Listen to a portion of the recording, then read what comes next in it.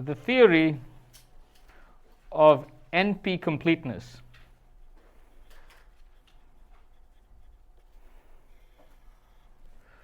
Which captures our attempts to find lower bounds for an important class of problems. So there is no way that I can do justice to the depth and beauty of NP-completeness in one lecture. I would probably need about half a course to give you all the material from the ground up to get there. So what I'm going to try to do is to give you a more of like a high-level description. I will try to maybe minimize the amount of math I will show or the amount of proofs I will show. But I want to give you a flavor of the basic problem or the basic technique of NP-completeness. Okay, so as we've discussed in many of the problems that we have seen, we've seen what I will call our optimization problems. And typically, we discussed it might have min for some subset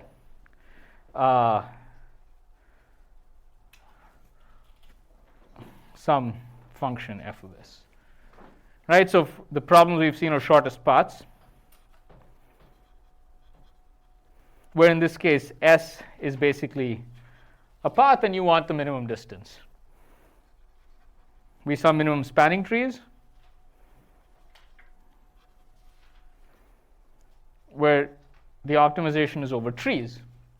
Right? Do you understand what I mean by S? S is like some object, right? You basically look at the object. You have all the paths you want to optimize.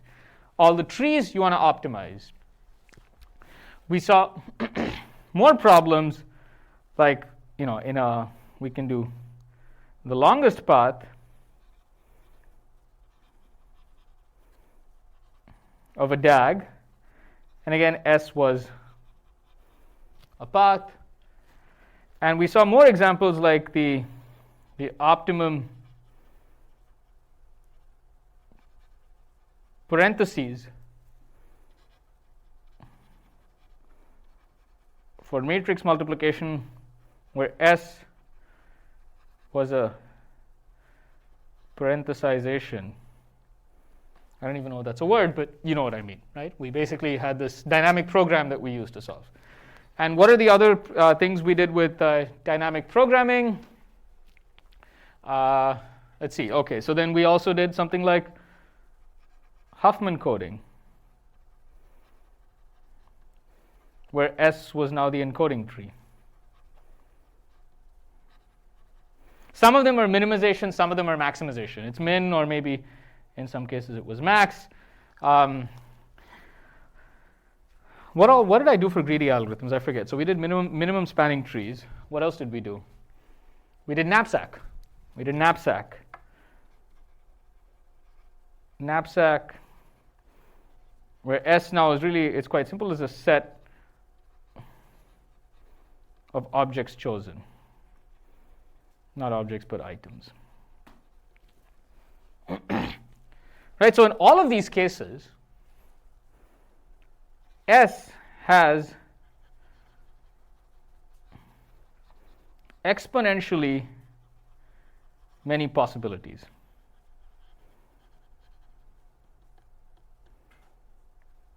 Right? There are exponentially many paths, there are exponentially many sets, exponentially many encoding trees, so on and so forth.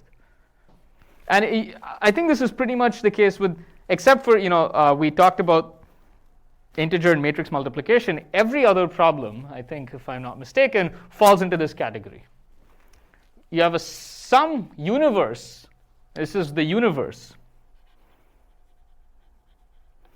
Now, I wrote it as bit strings and 0, 1 to the end, but in general, it's some exponentially large universe. F is easy to compute.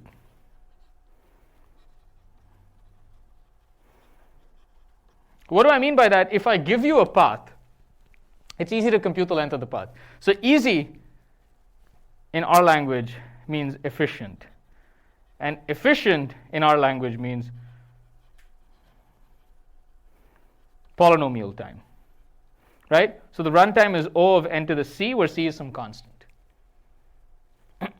So the individual function, meaning that if I gave you the subset of items of knapsack, it's kind of trivial to determine what that function is. It's just the sum of the weights. If I gave you the encoding tree, well, you could just look at the length of every path in the tree and see multiply with the frequency and whatever. So f is easy to compute in all of these cases. But there are exponentially many choices. And the big question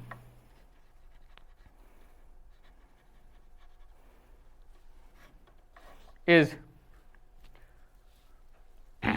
can the optimization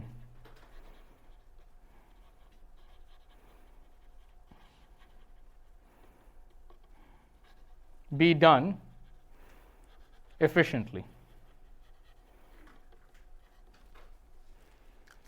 Right? That's sort of the key question. Is there an efficient algorithm for the optimization? And in all of these cases, we discovered an efficient algorithm. And in many of the cases, it was not obvious that an efficient algorithm should exist. So through this, I showed you dynamic programming, I showed you greedy algorithms, I showed you multiple different ways of getting results. And of course, when you look at a problem, it is not at all obvious that the optimization can be done efficiently. So a natural question is this always possible? Because what do I mean by this? Is it always possible under some structure that if f is easy to compute, then f is easy to optimize? You would think that that should not be the case. I mean, why should easy to compute mean easy to optimize? Seems like much harder. But I've shown you all these examples where we succeeded. Right? So does f easy to compute versus f easy to optimize.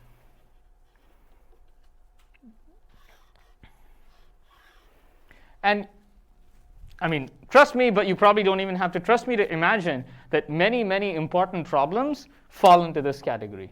And many, many important problems in contemporary world where, for example, you might say, in any social networking company where they have a large graph, they'll have some graph question to compute. What are the vertices that if you were to seed those with advertisements, it would spread the most? What are the vertices that are potentially spreading the most misinformation? What are the vertices that if you stopped and removed, you would reduce misinformation? Questions like that, for example. Or even if you think about, and this actually happens in FedEx. FedEx has to plan their routes. So every day, they have these items that need to be delivered from here to here, and they have to either do it through plane or car or whatever, like van. And so they have to optimize the routes to minimize maybe the amount of fuel they spend, the amount of time it takes. All of these questions have this feature that if you give a particular candidate solution, you can determine what is the cost of that solution. And the aim is to find the best solution. To formalize this as a theory,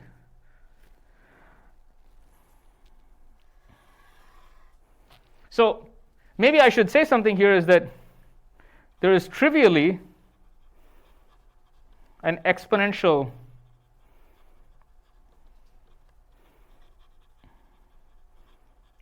optimization algorithm, which is enumerate. Enumerate all S. You could just try every possible S. In all of these cases, you can try every parenthesization, every encoding tree, every path, every whatever. You just look at all the solutions, you go after them one through the other, and you see. So there is an algorithm. I mean, this is also important because in some cases, if you do theory of computing, you'll see there are problems for which there is no algorithm. We don't even know if we can prove that no algorithm exists. But in this case, there actually is an algorithm, and it's an enumeration algorithm. The question is, can you beat enumeration? So the first reference to this is by Trachenbrot in the 50s. He's maybe not as famous a name as you might imagine, but this was a Soviet mathematician who in the 50s sort of was asking this question. Formally, he recognized that many problems are enumeration and said, when can you beat enumeration? So we are going to formalize this through what is called a decision problem. It's going to be convenient for us to think of the answer being yes or no rather than what is the best. So what we will say is the decision problem. So if you have a maximization problem,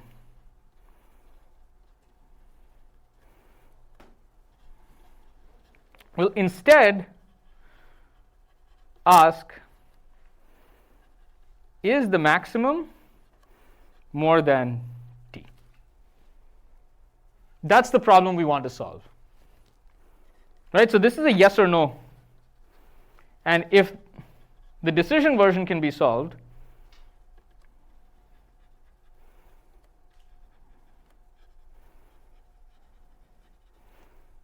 then we can use binary search. Binary search for the optimization.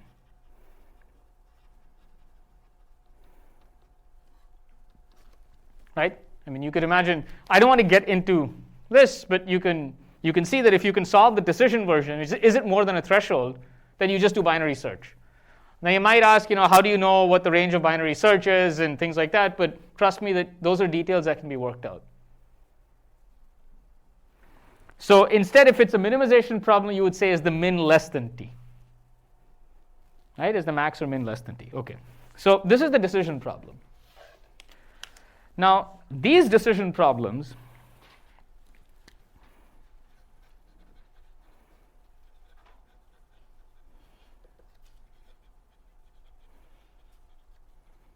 are efficiently verifiable. Okay, what do I mean? It's not a question mark. They are efficiently verifiable. What this means is, so for this question, so again, I'm looking at the maximization of S. I'll say this is some universe of solutions. Let me call it U as opposed to, I just realized I switched from min to max. So these are maybe the kinds of errors that I'll make at a high level discussion. But you can imagine the same thing works, all the logic works for min. You could be maximizing the negative of the function. Right? So that's not a problem. Okay. So, okay. So we asked, is the max greater than t, right? Is the max greater than, is the max greater than t?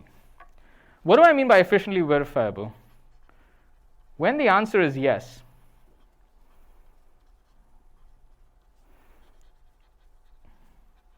there is a simple certificate. And simple really means efficiently computable. Okay, what does this mean? When the answer is yes, so how would you convince me that the max is more than t? How would you convince me? Suppose you knew the answer. Suppose you actually knew that the max was more than t. And you could compute whatever you wanted. And you wanted to convince someone that the max is more than t. What do? Think of it like, suppose you wanted to convince me that the shortest path from here to somewhere was less than I don't know, 10 miles. How would you convince me of that fact? Not just find any path less than that threshold. Show me the path. If you wanted to convince me that the Huffman encoding can be done with this much compression, you would just show the Huffman tree. Meaning, when you know the answer, it's easy to verify that the answer is correct. It's easy to check this with a certificate. Meaning, when the answer is yes, there exists a solution S, right, which is basically the maximizer.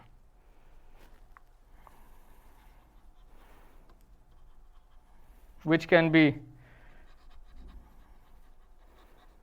efficiently verified, which is compute f of s and check that, I'll call it s star. Let's check that f of s star is greater than t. Does that make sense? This is just, I'm just saying that f is easy to compute, which is the same thing as saying that this question might be hard to answer, but when there is an answer, when the answer is yes, there's an easy way of verifying the answer. So let me try to give you an analogy for something. Like you have debuggers, or you may have like code that needs to be checked. If the code is buggy, there's a simple certificate, which is the bug. I can tell you on this input, this is going to fail. You can easily check that. What is a lot harder to determine is really, is there a bug or not? But if there is a bug, it's easy to convince someone that there is a bug by showing the bug. Sometimes, like these things are sort of sometimes modeled as games between entities. But the important thing to note is that these decision problems are efficiently verifiable in optimization settings when the optimum is more than a threshold. Let's say for maximization, there is a simple certificate, which is simply the optimizing object itself. Yeah? Doesn't this suggest a type of problem where you can like just randomly start testing solutions until you get something? Good question. So the problem is you could, but suppose the maximizer, there are very few above the threshold.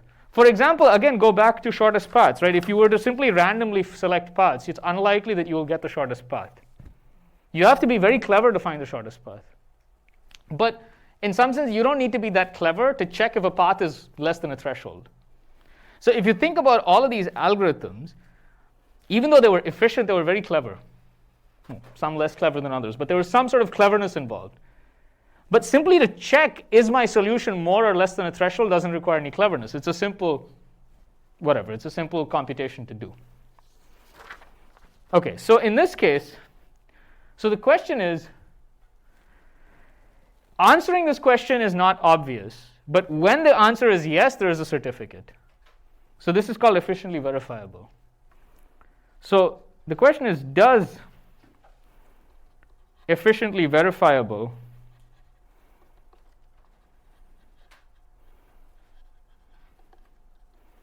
imply efficiently solvable? Solving means you actually have to determine. And you would think that there is no reason to think that should be the case. Indeed, this is called the P versus NP question. I don't know how many of you have heard of this P versus NP? Some of you? How many of you have seen a formal definition of it? You've seen a formal definition? Yeah, quite a few years ago. Yeah, okay, in terms of Turing machines and things like that. Yeah, Turing machines. Non-determinism? Diagonalization, right. Okay.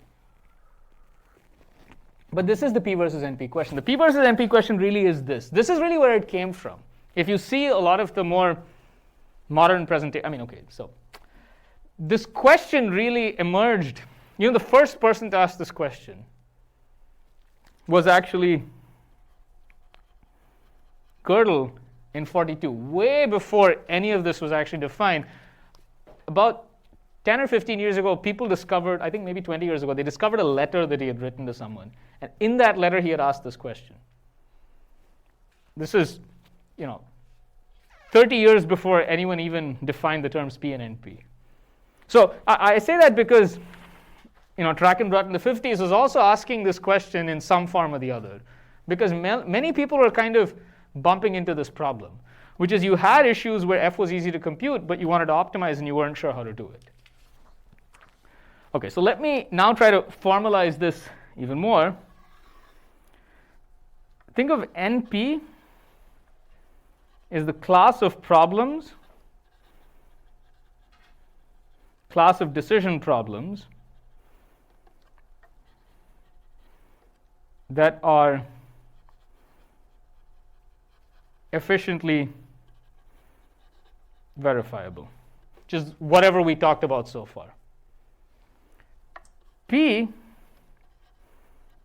is equal to class of decision problems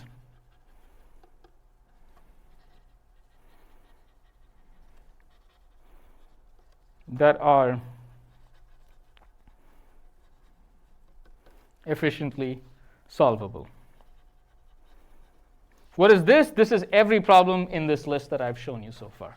All of these problems fall into P because I gave you an efficient solution.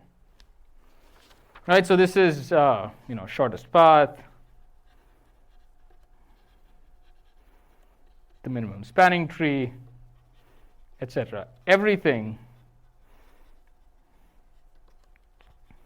seen in this course, really. Right? Every problem seen in this course is really in P. Yeah? So in the NP definition, does that implicitly mean or does that imply that it's efficiently verifiable but not efficiently solvable? No, that's a good point. No, NP contains P. So if something is in P, then it's obviously in NP, because if it's efficiently solvable, then you can just solve it, find the solution, and then provide that as a certificate.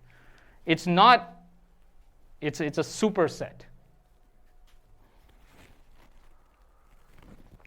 And the question really is, are these classes the same, right? Is P equal to NP? Meaning, whenever you can verify, can you solve? The belief is no. We don't think this is the case, but we are very, very far from a proof. And maybe this question goes back to Cook, Levin, and Karp, and this is like, I guess it's 71 to 73, I think. Again, interestingly, Cook at that point was in the United States. He was doing this. Levin was in the Soviet Union at that time, behind the Iron Curtain, which may fall again, who knows. So they were doing this independently without knowledge of each other. And then later on it was discovered that they concurrently formalized in almost the same way, yeah? I've heard a lot the argument that like P represents P is probably not true, but we are like 50, 100 years from figuring it out. And I've never quite understood why there's such confidence that's so far away or where those kind of things come from. So the pessimism comes from the fact that we have in some sense formally shown that every proof technique that we have is bound to fail. Like almost in a so there's that. The other thing is there are questions that are significantly easier than P versus NP, for which we have no idea itself. We have no idea how to answer questions that seem much easier than P versus NP. Are these the ones that have to do with like NP-completeness? No, it's even like, it's called P versus P space, which we have no idea. There are actually questions that seem to be much harder than these, and even those we don't know if we can efficiently solve. And indeed, the entire basis of modern cryptography is based on P not being equal to NP. If P is equal to NP, modern cryptography will fall, meaning that then it is likely that all crypto systems that we have can be broken. So the security of all of our cryptography is based on this assumption. It's actually based on even stronger assumptions than this. So the thing is, the reason, ask me again towards the end and I can tell you more. When I give you more background, I can explain. Okay, but the question is, okay, so you have all of this. How is this relevant to, let's say, day-to-day activities of an algorithms designer? So basically the approach for showing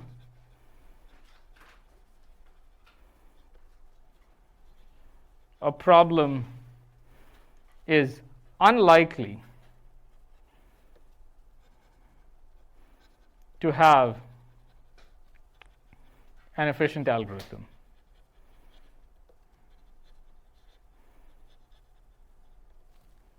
Okay, what is the approach? So for this, I want to take two concrete problems so that we can start making a lot of this abstract discussion more grounded. So let's look at a problem that we have seen, which is shortest paths, which we know how to solve. What about longest path? And I'll say longest simple path, meaning that you need to, in your graph, just find the path that's the longest, but it should never intersect itself. Simple means it cannot intersect itself.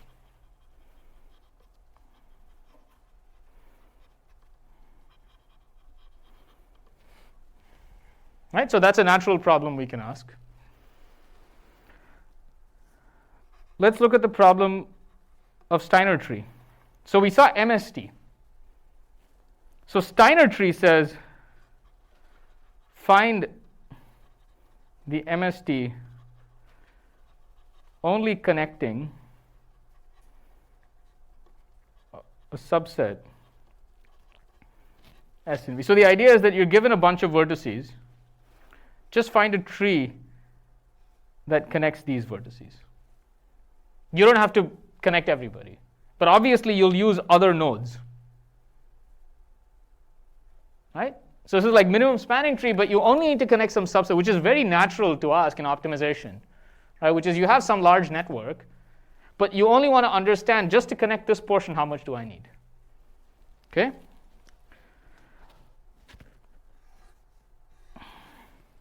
And then let's ask another question, which is graph coloring. And I'll actually make it graph 3 coloring. So color vertices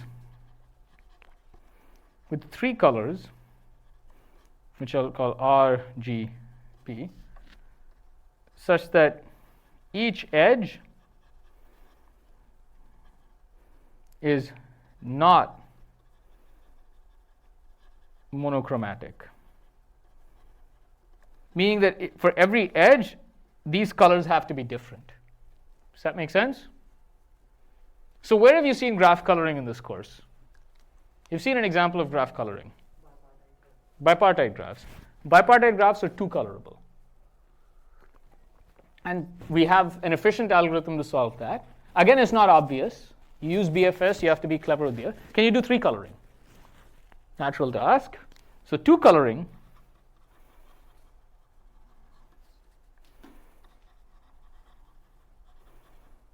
is bipartiteness. And this is an example of a problem in P. MST, that's in P. Shortest path, that's in P. Longest path in a DAG, that's also in P. Right? We saw the longest path in a DAG can be done in polynomial time. What it turns out actually is that we don't expect any of these problems to be in P though. So people tried to find algorithms for these problems and failed. And this is the big, maybe the big mystery, the big surprise, the big challenge, is that the problems look so similar to the ones in P. I mean, why should it be the 3 coloring versus 2 coloring? Like, what's the difference there?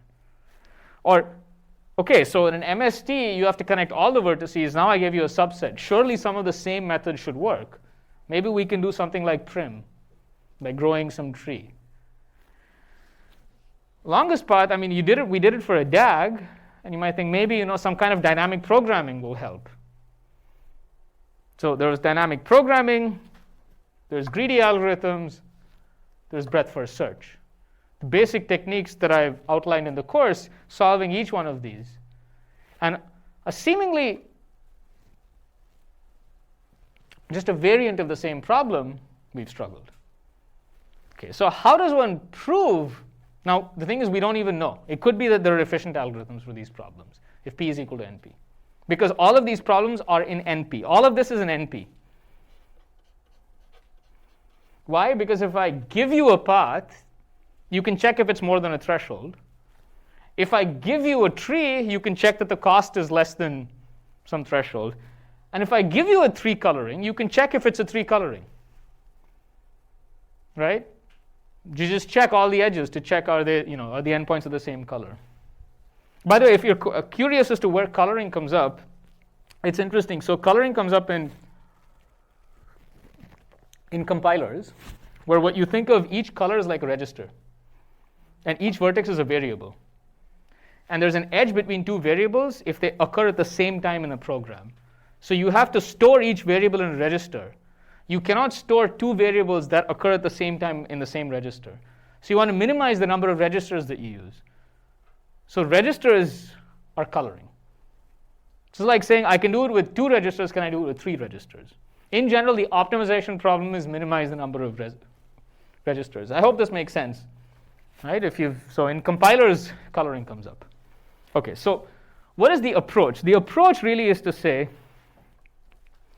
if a problem, which I'll call script, maybe instead of problem because it's still P, let me say that if, I'll refer to this problem maybe as D for decision, if a decision problem can be solved efficiently,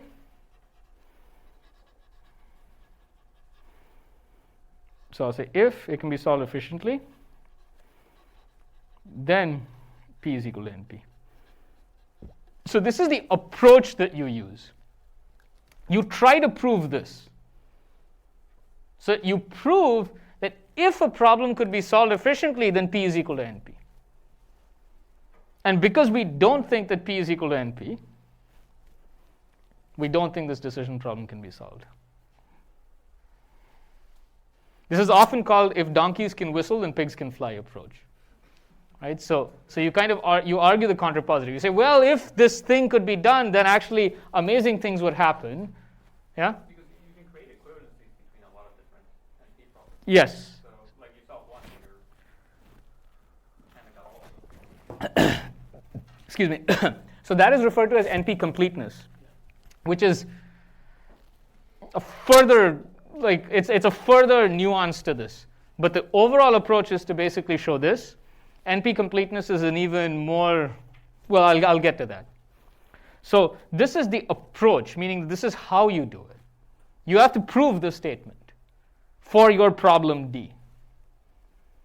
So what you need to show is that if Steiner trees can be computed in polynomial time, then actually P is equal to NP. Any efficiently verifiable problem can be solved. And because all of these problems are in NP, what that says is if you can solve any one of them, you can solve all of them. That's the NP-completeness aspect of this. That's what you need to show. Now, showing that is hard. And I'll give you one example of it. Okay, so far so good? Okay, so now the question, of course, is how do you actually carry out such an approach?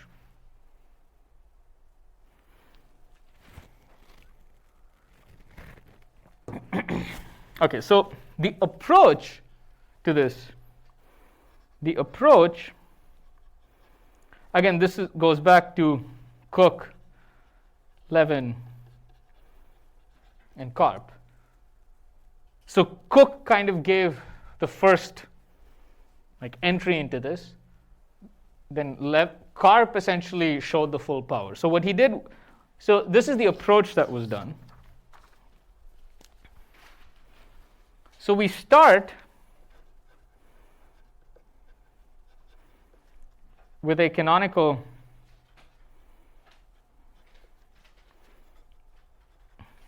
problem that is NP-complete.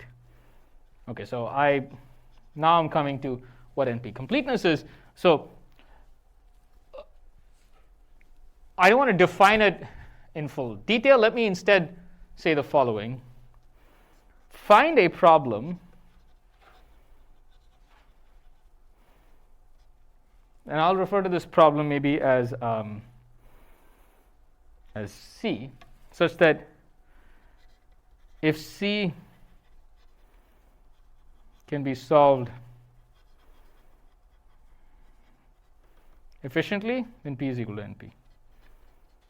Okay, so first you have to find a problem, and this is what Cook did. So Cook in 71, or rather Cook-Levin, this is called the Cook-Levin theorem, this is 71, said that there is a problem, and I'll call this problem Threesat, is NP-complete. Okay, think of what NP-complete means is a problem which satisfies this property. This is what NP-completeness means. Again, I am actually fudging. These are not the correct definitions. The more precise definitions involve something known as a reduction, a many one reduction, and involves more definitions, but this is the essence of it. The essence of it is you want to find the problem which satisfies this. Any problem that satisfies this is NP-complete. So it's a sort of meta definition, right? I'm giving a statement, and I'm saying that any problem that satisfies that definition is NP-complete.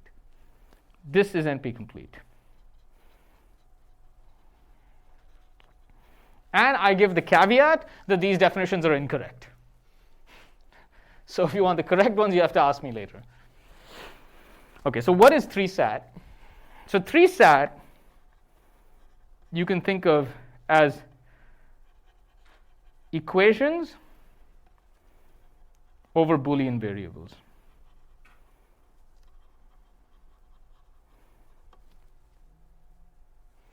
So you have a normal set of linear equations.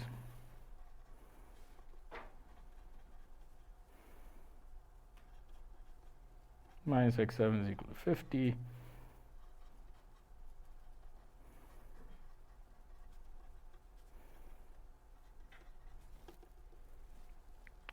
What is it? This is a system of linear equations.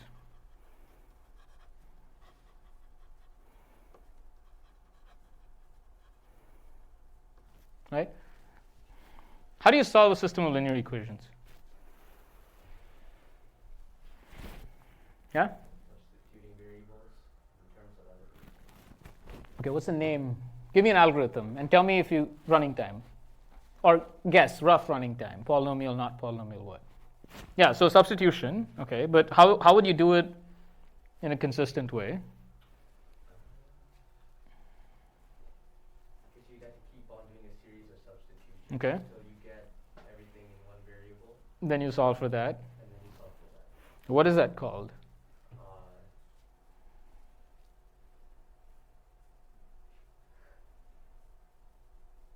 That has a name, 2 words. Hmm? No. Right, so, okay, forget this, right? So high school, you must have seen how to solve systems of linear equations. You must have done it at some point. I must have taught you some way of doing it, right? Which is what he suggests, right? You basically substitute. There are other ways of doing it as well.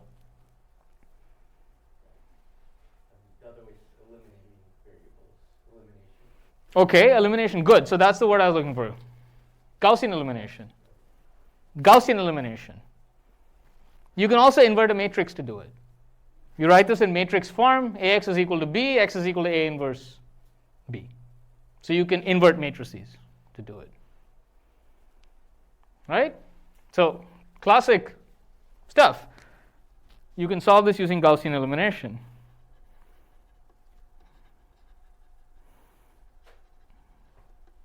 Good. He remembers his high school math. Right? Exactly. He remember. You'll be surprised of how much you were taught in high school, or how much you've forgotten of what you've taught, what you learned in high school. Maybe more importantly, but Gaussian, exactly, good. So even though you didn't remember the name, which is not as important, you can solve it. That's a polynomial time algorithm.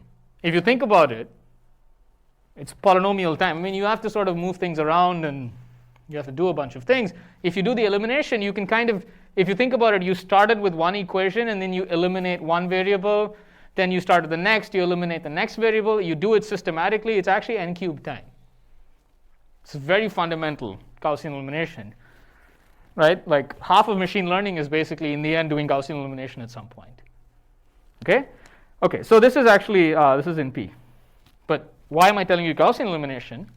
Well, it's interesting that Gaussian elimination is in P, solving systems of linear equations, but what if I gave you equations over Boolean variables? Okay, so now let's say that x1 to xn have to be in 0, 1. Okay?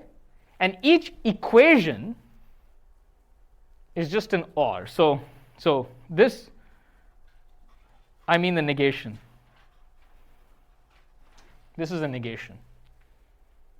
Okay? So I could do x1 or this should be equal to true.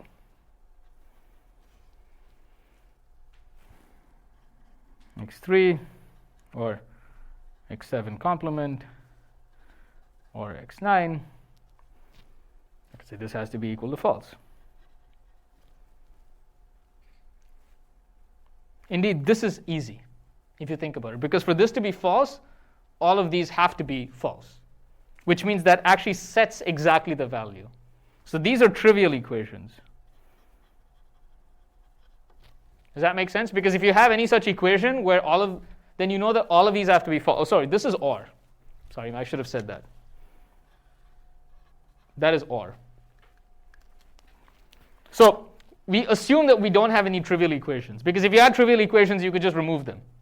Right? That already determines the values of all of these. So assume that these don't exist. Instead, you have a bunch of equations of this kind.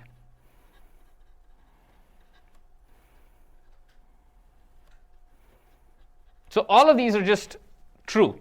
Either this or this or this is true. Either this or this or this is true, so on and so forth. Only 3 literals in each equation. Only 3 literals in each equation. That's the problem. You just have 3, every equation just has 3 variables. This is called a literal, because you could take an equation or the negation of it, and you just have to see, okay, one of these is true, one of these is true, one of these is true, so on and so forth. This problem is called Threesat. It's 3 because there are 3 things, and this is satisfiability. So the birth of these questions were actually in logic. Like logicians were studying this problem.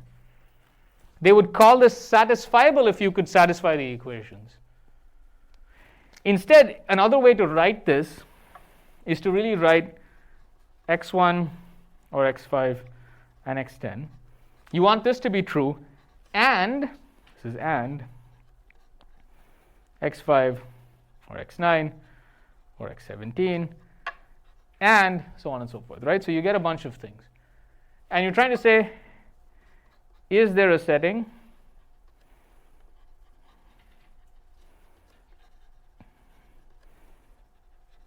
that makes this, meaning this being this entire thing, true? This is known as a Boolean formula, and so there's a whole mathematics behind studying Boolean formulas.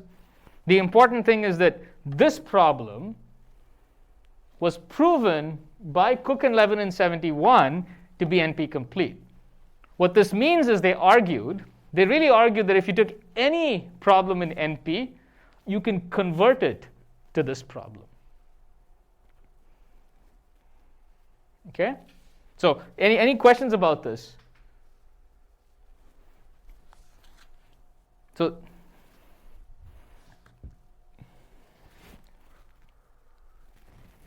let's step back a little bit. Okay, so now that we've gone into the weeds, let's pop back a little bit. What are we trying to do? We want to give an approach to show that a problem is unlikely to have an efficient algorithm. Towards that, we're going to start with this problem Threesat, because we know that Threesat actually has this property. Threesat, and this is the Cook-Levin theorem is not trivial to prove. It's not immensely difficult as well. If you were to take a theory of computation course with me, you would likely see the proof. Indeed, I'm teaching complexity theory next quarter.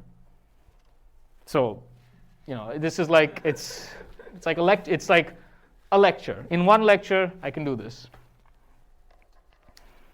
This is just to tell you that, there are some theorems that I could take a course and I wouldn't be finished. But this is not one of them. So the Cook-Levin theorem says that if Threesat can be solved efficiently, P is equal to NP. So you could say, how do they actually argue that? Because the method that they used is going to be relevant for us. The method, so the Cook-Levin proof,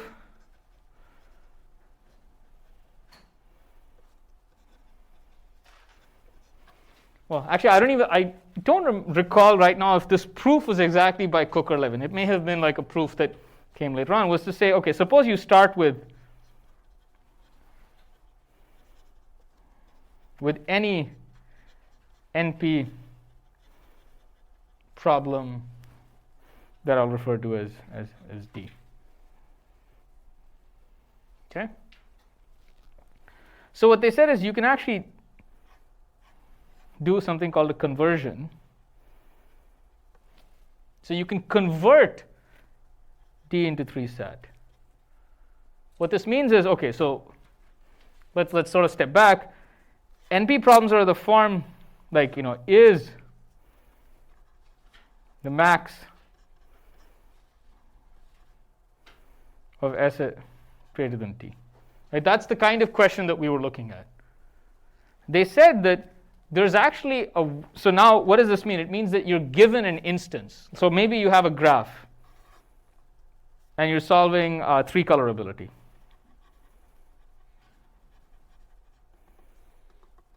Right? So you have some graph and you want to determine is this three colorable or not.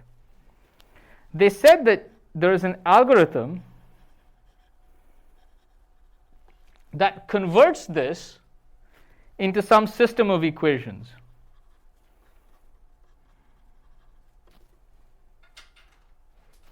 And this conversion, remarkably, works for any problem that you give it, as long as it's an NP.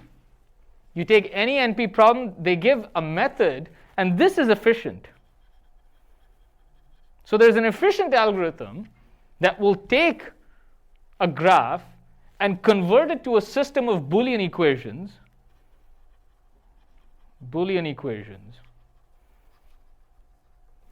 Each only involving three variables, so that this is satisfiable and this is three colorable if and only if. This entire thing is called a reduction,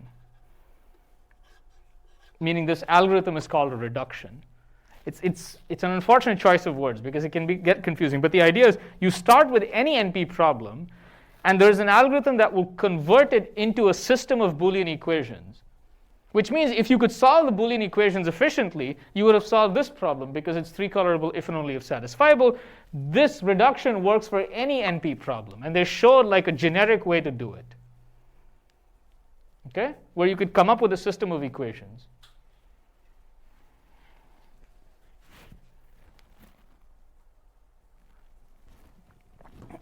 It's kind of like, I don't know, so how many of you have studied coordinate geometry in high school?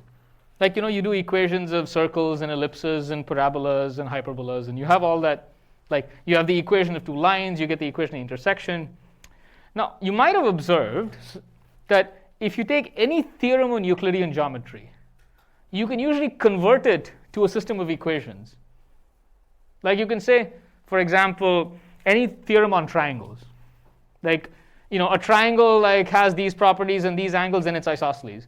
You can either prove it using whatever geometry you use, or you could convert it to a system of equations and check if those equations actually satisfy that property.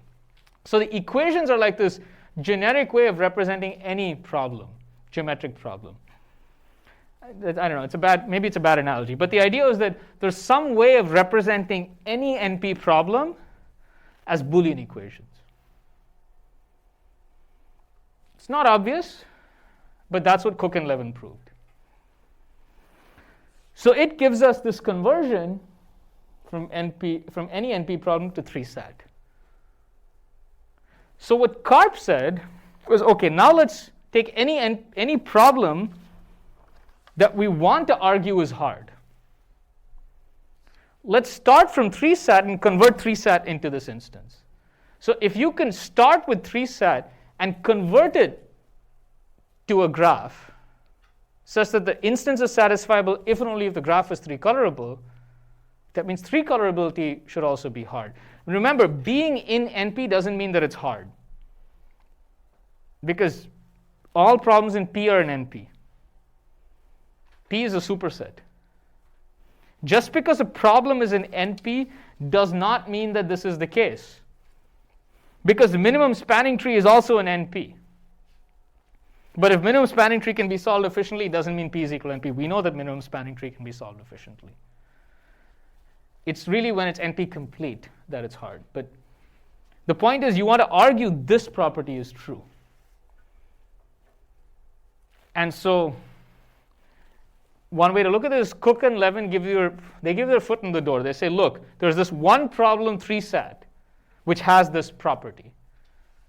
Now, what Karp said was you take Threesat and convert it to any other problem, and then that problem then ends up being hard. Because if you could convert a SAT instance, a Threesat equations, into a longest path problem, onto Steiner tree, then Steiner tree must be hard. If you convert it to a longest path, then the longest path problem must be hard. So on and so forth. Right? So that's the approach.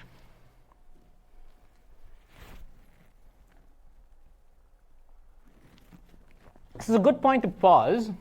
So let me pause, give you all a few-minute breather. And when we come back, I will then show you examples. I'll show you maybe one or two examples on how you would do that. To give you a specific problem, convert Threesat into that. So given a system of linear Boolean equations, to convert into that. Okay? All right, so let's end here. And not end here, but let's pause here. But I'm happy to answer any questions that you have.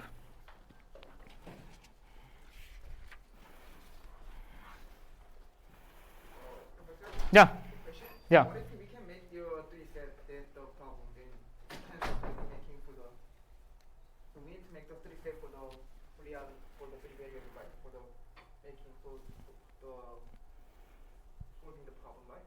You have to convert Threesat into your problem. So what if we can now making for the Threesat the problem? If you're not able to do that. Then can I apply or just like unknown things? So say it again. Maybe I don't understand your question. What if we can make your Threesat for the problem? Then I can make the two set for in my problem. Then can I apply the what is it, Cook's for the Threesat for the Boolean variable for the Yeah, so Cook will convert anything into Threesat. But what you want to do is sort of the opposite. You want to convert your problem. You want to convert Threesat into your problem. Then your problem ends up being hard. Because, I will probably show some pictures and it will make sense. Okay, the point to take away from this is really, Threesat is like this. By the way, those of you who want to leave can leave, take a break. Threesat is like a universal problem for NP. Meaning that any problem in NP, any of these optimization problems can be converted to a system of these equations. And there is an efficient way of doing that. Note that this procedure doesn't know whether the graph is three-colorable or not. It doesn't know anything about the problem, but it sort of encodes it in some way into this. So three-colorable is like the RGB for we can set for the Threesat, right? Sorry, say it again? So three-colorable graph is like the we know for the RGB is gonna making the Threesat, right? So we can. It's not Threesat, no. Just like any other like. No. So maybe this is a bad choice. The three-colorable here doesn't have anything to do with the Threesat over here. The 3 is the number of variables in each equation. So it's not the same thing, actually. Yeah. Yeah, 3 is different. This is a bad choice. Maybe I should have done Steiner tree instead. But yeah. So I've heard the claim that SAT solvers nowadays are actually quite quick, despite it being kind of an NP problem. I'm not sure what has made them quick. Is it like probabilistic methods? Is it the fact that we have more compute? It's basically, okay, so it's a combination of many things. The thing is that the kinds of SAT instances that we see in the real world aren't really that hard. That's what we're discovering. Okay. It is still the case that if you generate random SAT instances in a particular way, they're still hard. Yeah. So, it is remarkable what SAT solvers have achieved. And so there is the big question then is, maybe P versus NP is not as much of a barrier because many of the instances we have in the real world aren't that hard. But then we need to understand what is it about the real world instances that make them easier. That make it distinct from the Yeah, entirely yeah. random kind of. Yeah. So I've done this myself, which is I'll show a problem called max clique, where you have to find like sets of vertices that are all connected. Max clique is a classic NP-complete problem, but in social networks we were able to actually find max clique quite efficiently because there's some structure in social networks that's being exploited. So by kind of understanding the application itself, you identify inherent structure and you can Yeah. make assumptions and optimizations in how you solve the problem. Yeah, so that's to some extent, I wouldn't say that's entirely what happens in the SAT literature, but that's to some extent what's going on. So another thing that makes me wonder is like, I think I've mentioned it a few times, like probabilistic algorithms, right? Algorithms that kind of make a guess on like Yeah. anything we're gonna like Bloom filters and stuff like that, right? It's actually, yeah, go on. The way I've always understood it is that it's one of those things, that's one of the big kind of approaches towards tackling kind of NP type problems, and it's just like, okay, sure, like the actual problem itself might be really hard if you're going for full correctness, but if you assume you might get a few missed shots, you can make guesses. Is actually believed that randomization will not work. Oh, okay. Indeed, one can prove almost that if P is not equal to NP, then randomization cannot give a benefit. People have actually proven that, almost like a meta theorem, that randomization, so it's believed, so we have enough evidence that randomization is not going to make something non-efficient efficient. It could improve the polynomial dependence. You can go from an n cubed to an n squared algorithm. But it's not that exactly. It's not going to take exponential down to polynomial. And that has been, I wouldn't say exactly that has been proven, but things that are fairly close to that have been proven. So really, when you're talking about probabilistic algorithms, you're talking about sort of these kinds of optimizations that can be done in already in polynomial type problems. Yeah, so usually, and I've done this a lot in my work as well, that often you can improve on the polynomial dependence, which is again very important in practice because there's a big gap between n squared and n cubed if you have a graph with 100,000 vertices. But it's not going to take 2 to the n dependence down to n to the 10 or something. Yeah.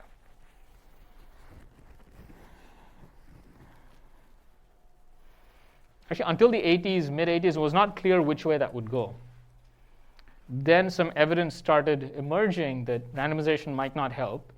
And then the late 90s, there's a celebrated result of Nissan and Wigderson who actually proved it through connections to cryptography and things like that. This is quite fascinating, yeah.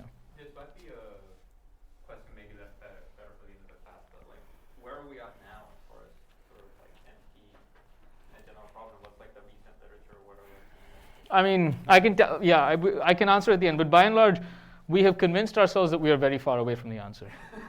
That is really where we are. We are further away from the truth than at any point in the past where actually people thought it was doable.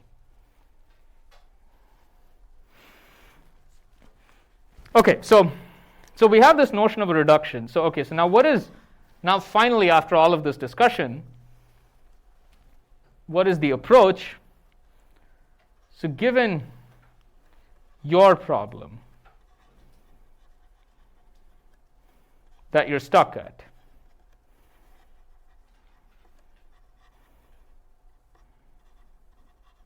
right? So that's the issue, right? You have a particular homework problem you're trying to solve and you're unable to come up with the algorithm. And you keep struggling. And every day you try to come up with an idea and then you shoot it down. So when do you stop? And you stop when you can show it's NP-complete. So what you do is the following. You say, okay, given your problem that you're stuck at, do the following. So let me call this problem Q. That's the question that you're dealing with. You take Threesat and you do the convert, or I will refer to this as reduce. So what you want to do is you want to start with the system of Boolean equations. Now, instead of using this picture now, I will refer to this as phi of x. So phi of x is called the formula. Is really all of this together. So phi of x is this. This is phi of x. This whole thing here is called phi of x. So you start with phi of x. What you do is you give an efficient algorithm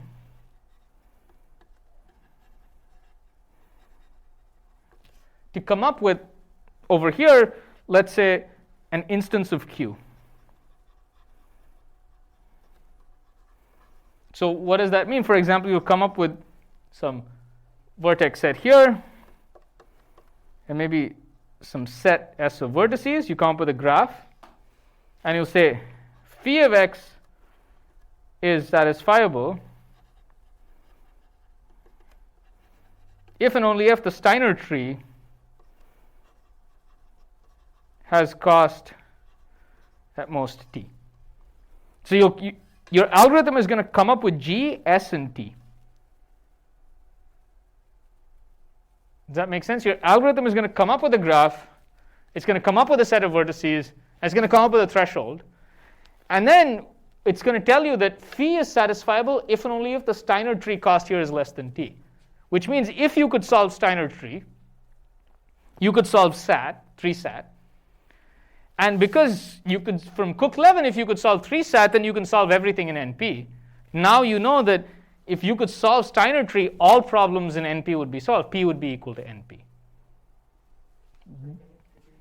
Okay, so I'll write this down again, but the logic is the following. It says, suppose you could do this. You'll come up with an efficient algorithm that starts with the Boolean formula in this form, or even a general Boolean formula for that matter, and comes up with a graph, a set of vertices, and a threshold t.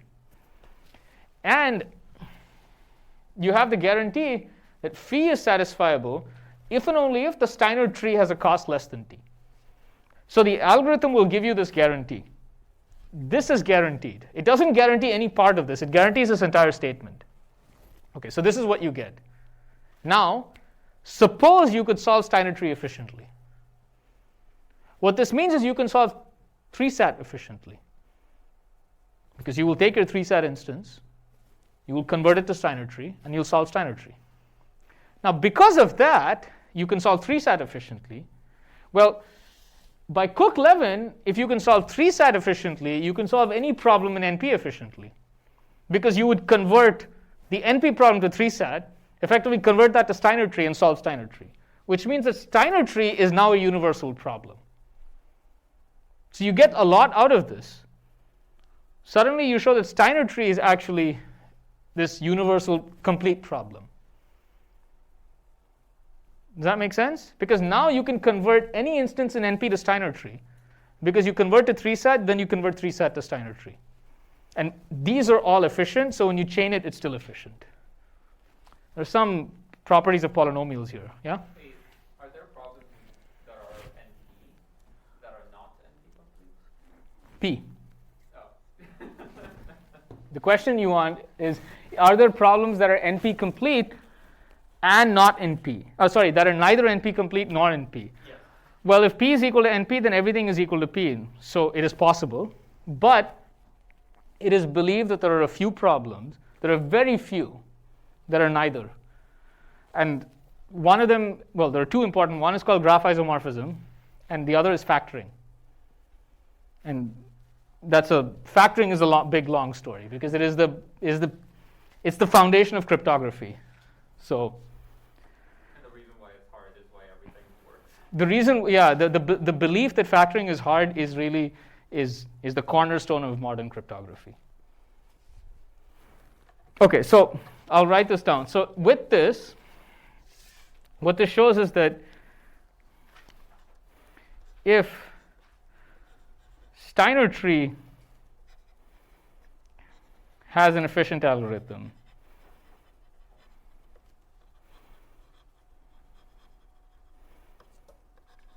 then Threesat has an efficient algorithm.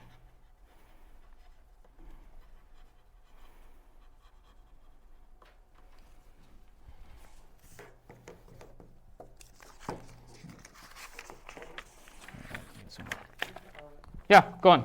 We started off with a problem Q. I'm wondering what happened. Oh, sorry. Did I? Q is Steiner tree. Technically, yeah. Sorry, Q is Steiner tree. So I'm just giving an example. And this you could replace Steiner tree with Q. Sorry. Then Threesat is an efficient algorithm, and by Cook-Levin,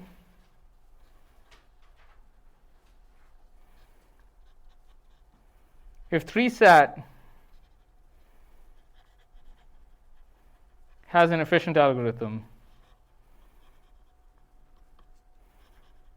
then any problem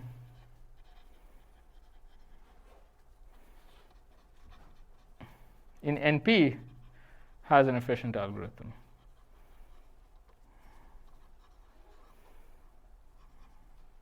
So if you put this all together, what this implies is if Q has an efficient algorithm,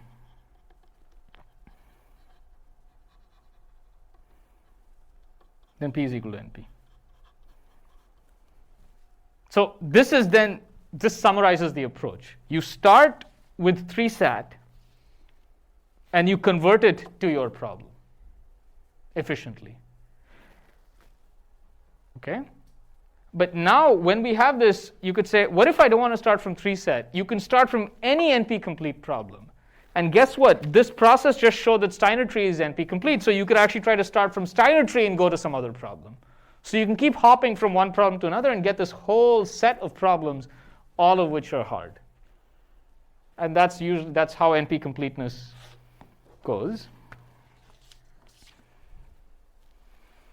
So let me give you an example of such a reduction. Try to give you a simple and compelling one.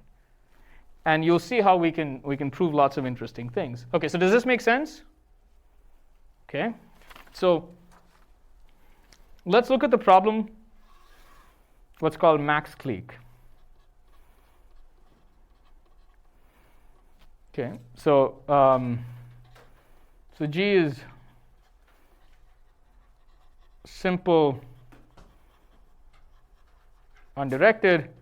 S is a clique if for all S1, S2, and SS is a subset of vertices, S1, S2 is an E. This is also called a complete graph.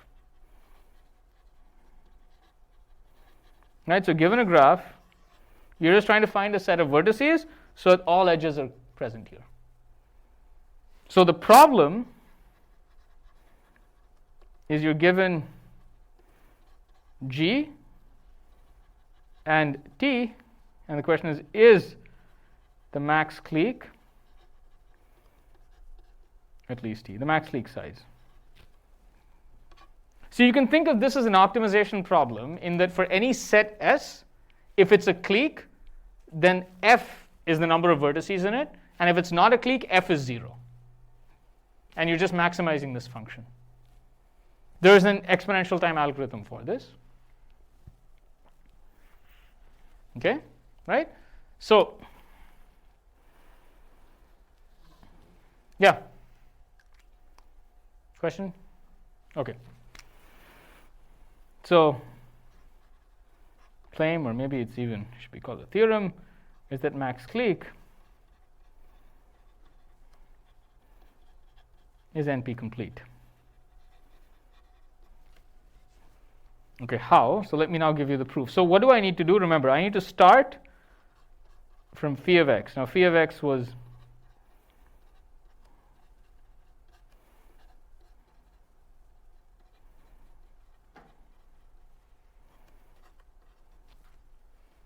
So I need to start from this, and I need to come up with the graph and the t, such that phi is satisfiable if and only if the max clique was more than whatever threshold I had. Right? Okay? So what we'll do is, let me see if I,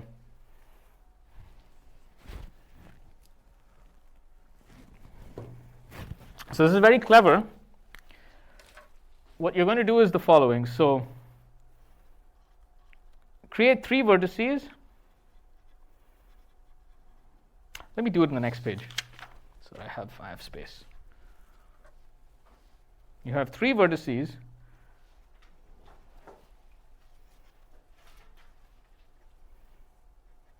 for each clause, which is like each equation. Okay? So I'm going to label this, let's say, x1, x3, the negation, x10. So I have these clauses. Right? So whatever I have, x4, x10, x17 bar. So maybe I have x1 appearing again somewhere here, x4 bar, x19, so on and so forth. So I'm going to construct a graph with these vertices. So for each clause, so think of each equation, I know that one of those things has to be set to true. So I'm going to make a vertex for each of them. Okay? Now I'm going to put edges as following. So connect every xi. So xi might appear multiple times. So every vertex xi to every other vertex in a different group, a different clause. So except xi bar. Okay, what am I doing? Just saying take x1, connect it to everybody else, connect it to x1, but if you have x1 bar, don't make that connection. Otherwise, connect it to everywhere else. So again, like x4 will not connect to x4 bar, but it connects to everything else outside its group. Do the xi bars connect to everything, to anything? Same. So I should say that, and similarly, respectively, xi bar would do it for everything other than xi. Okay. Right? I mean, a literal connects to everything other than its negation. What does it mean? It means the edge means that you can both be true together. And edge means you can be both true together. So, hang on.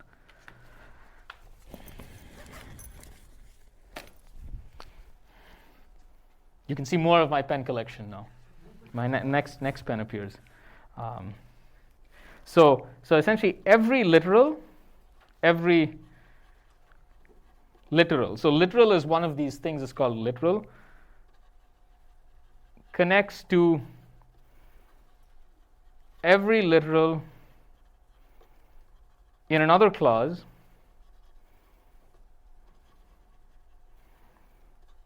except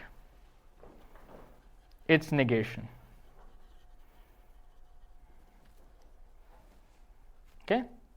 Note that this construction is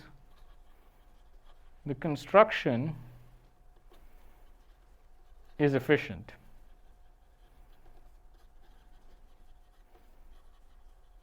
Polynomial time. Okay, let's just make sure we understand that. So if phi of x has n literals in total, I will refer to this graph as G sub phi. G sub phi has at most n square edges. Right? So if I simply write down the adjacency matrix of G phi,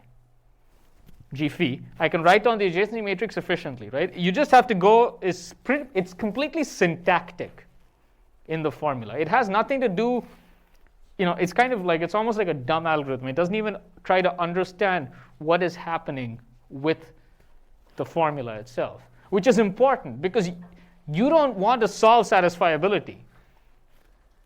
You just want to say that, remarkably, this is now going to syntactically capture satisfiability. So let's see why. Suppose phi is satisfiable.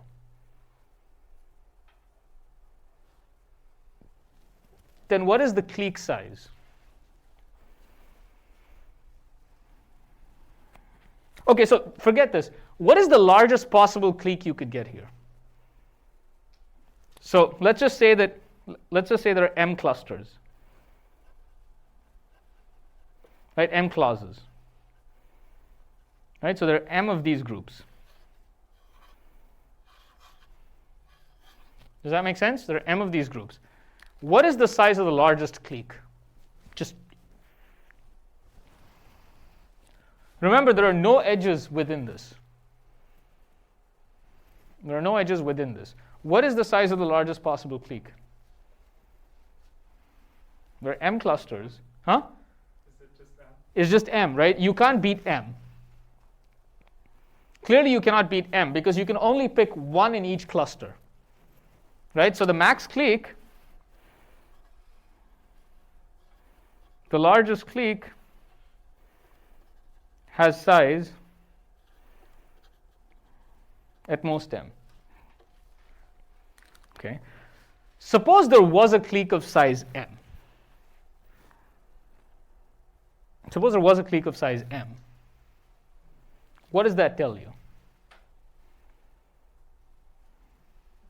Does it mean that every single one of them is sorry, go on. Like each thing is like the satisfying assignment? So if you have a clique of size m, the clique has to get one vertex from each cluster, each clause. And the fact that edges are between all of them means that you would never take a vertex and its negation, which means that you could set all of those things to be true simultaneously, which means that the whole thing is satisfiable. It's quite beautiful. Very clever, right? I'll write this down. But if the clique is size m, that means you can only pick one from each cluster. And because you picked a clique, you never connected anything to its, there's no, between a vertex, a literal and its negation, there is no edge. So that clique cannot contain a vertex or cannot contain a literal and its negation. So it contains a bunch of things that are all consistent. All of them can be simultaneously set to be true, and your formula is satisfiable. And vice versa. If the formula is satisfiable, you take a satisfying assignment, and it must be picking something from each of these that are all consistent. So indeed, this graph is almost like encoding the instance. So the max clique has size m if and only if the formula is satisfiable. Do you run into issues if you have more than 3 vertices per clause? No, so it's only counting the number of clauses. Oh, okay. But even then, it's not important because we know that Threesat is satisfiable. And actually, in that 3, every clause is exactly 3 things. So Threesat, that's why you can use Threesat, yeah? Why is there no edge inside each clause? So it's like, I set this up because if I start putting edges between them, then I might take multiple things from the same cluster, but that doesn't help me satisfy all the clauses. So then the count goes off. Like, I want the count to be exactly m.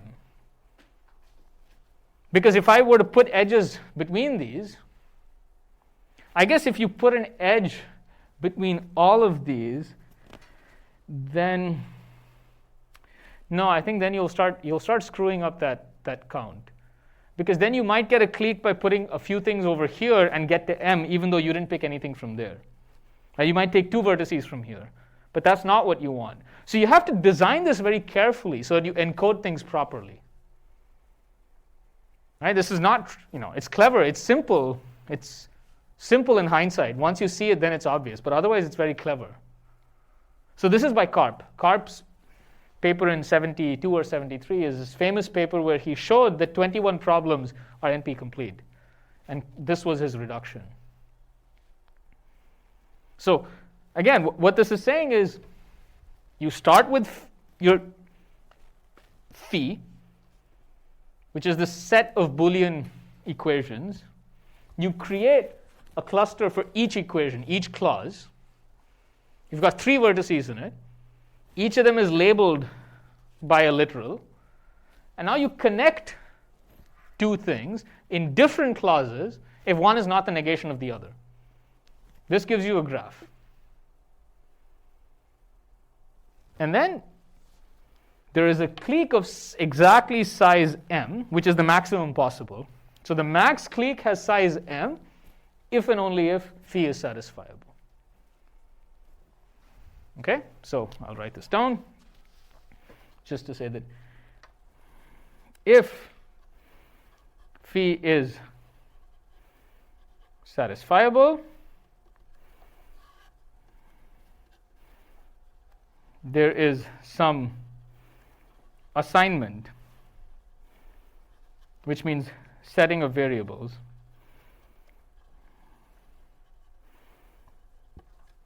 setting of variables, making all clauses true. So take the literal in each clause, take a literal in each clause that is true. These vertices form a clique.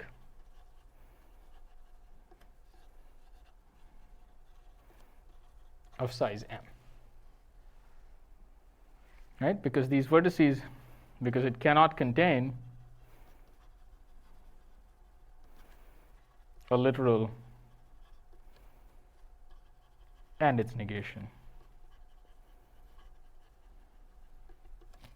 So if phi is satisfiable, this implies the max clique is at least m. It's actually, indeed, it's equal to m then. But the largest clique has size at least m. And then what you argue is that if the max clique has size m, then phi is satisfiable. Turning it around means if phi is not satisfiable, the max clique is less than m. So therefore, you've converted this into a clique problem.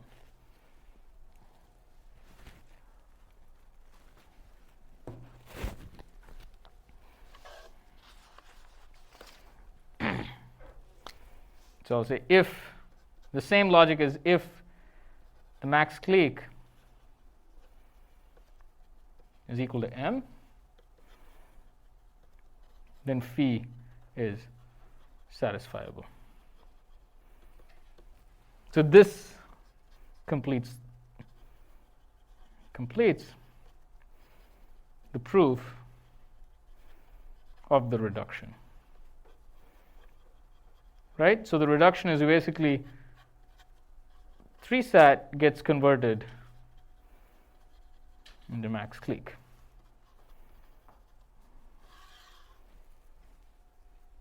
Does this make sense? So now this gives us, this is why the theory of NP-completeness was so remarkable and so transformative, because now it gave people a way of arguing that we were not able to solve this problem. Other than just trying really hard and getting stuck.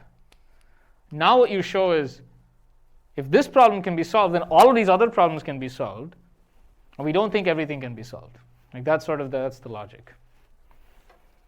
Okay, so this, I mean, so since this theory is like hundreds of problems have been shown to be NP-complete, there are actually compendia online where you can have like an entire list, and the list goes on. There are many problems that appear in many very different places, all of which end up being NP-complete. So just to give you an example of another simple reduction, there's a problem called the maximum independence set, which if you think as like just the opposite of clique. So S is an independent set if for all S1, S2 in S, S1, S2 is not an edge. Right? This is just saying that none of these edges are present. So if you think about it, it's like max clique in disguise. It's the max clique on the complement graph. So why do you want independent sets? Often, if you look at like viral marketing schemes, where they want to decide who to target, you want to target a bunch of people who will spread the message to their friends. So target an independent set, not target a bunch of people who know each other. So independent sets often, that's an example of where you would use an independent set. But it's also used in compilers where an independent set is a set of variables.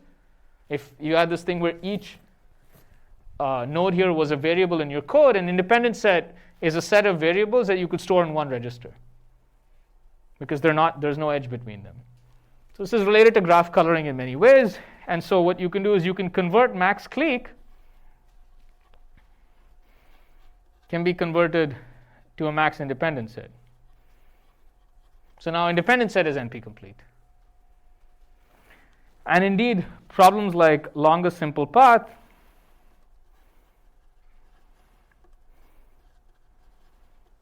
this is actually, it's a special case of something called a Hamiltonian path, and you can actually reduce Threesat. You can convert Threesat into a longest path problem. Similar to what you did is you construct a graph and you say, well, if the longest path was at least this, then it must be satisfiable, so on and so forth. Okay, so this essentially, completes the discussion of NP-completeness, sort of a very high-level discussion, but hopefully you got enough to kind of understand what's going on. And I'll end the lecture now. I mean, we still have a few minutes left, and I can answer any questions that you have about this. I don't plan on doing, it's a fascinating topic, but I don't plan on doing much more on this in this course. So in the next two lectures, maybe I'll just show you examples of actually problems in P. And going back to various kinds of problems that we didn't talk about in the course that maybe you should at least hear about once. Okay, so I'll end the lecture here. I'll take any questions that you have.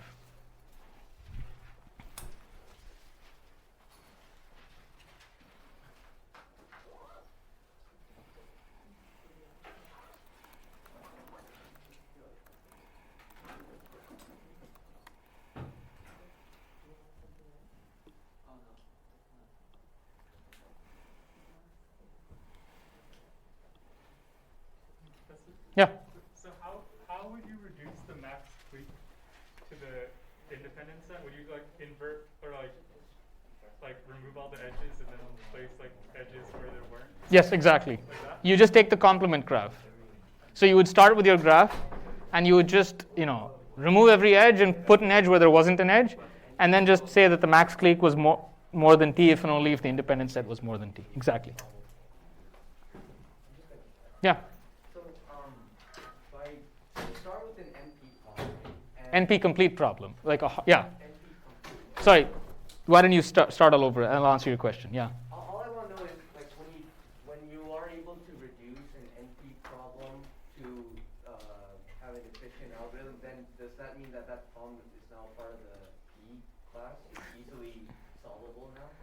No. So if it's very easy to get twisted all in circles in this. So the idea is, if you can start from any NP problem and convert it into an instance of your problem, what does that mean? It means efficiently. If you can do this conversion efficiently, what does that mean? It means suppose you had an algorithm for your problem. that algorithm can be used for any NP problem. How? You would use your conversion, and then you would run your algorithm. Now, the fact that you came up with an efficient conversion means that if you could also come up with an efficient algorithm, you would have solved all NP problems. Therefore, you don't think you're going to come up with an efficient algorithm for your problem. You still have to come up with a conversion. So think about the clique instance. We came up with a conversion. Now, this conversion doesn't start from any NP problem. It actually just starts from Threesat. But by Cook-Levin, we know that we can convert anything to Threesat. So you're kind of chaining all of that together. Does that make sense? Okay, so it's like, so all these problems still remain NP, but it's like the approach used to solve one problem can be applied to other NP problems. NP complete problem. Yeah, these are the complete problems. So, but the idea is that therefore,